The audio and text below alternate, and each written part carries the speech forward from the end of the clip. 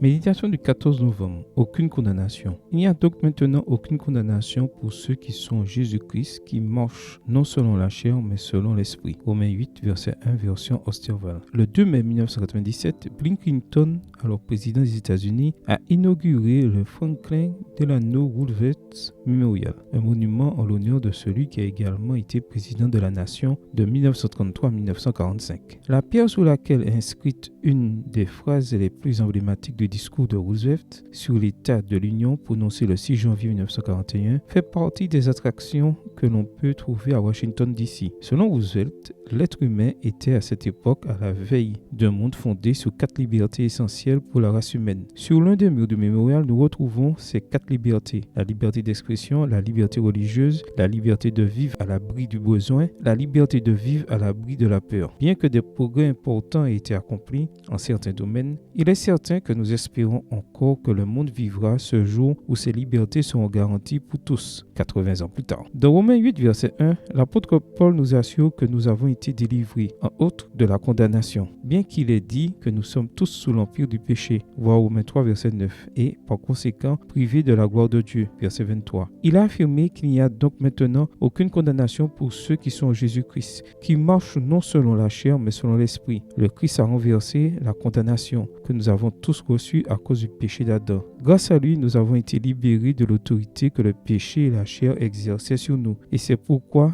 il nous a délivrés du poids de la condamnation et nous a introduits dans une nouvelle vie que nous vivons par l'esprit. L'ère de la damnation est révolue et l'ère de la liberté a commencé. Alors que beaucoup d'entre nous donnent une version d'un christianisme qui condamne, d'une religion qui cherche à intimider en manière l'horrible destin qui fera peur à ceux qui désobéissent, Paul nous invite à vivre une expérience spirituelle sans condamnation, une liberté qui nous affranchit de la condamnation et de l'esprit de condamnation des autres. Et pourquoi ne sommes-nous pas condamnés? Parce que d'être en Adam, nous sommes devenus des êtres en Christ. Comme l'a dit Joseph à Fritz Meyer, être en Christ signifie vivre comme une personne libre du péché, de la mort de soi et de la loi, et donc de la colère. Comme Paul l'expliquera, c'est vivre par l'Esprit de Dieu. Amen. Bonne journée à vous et que le Seigneur vous bénisse.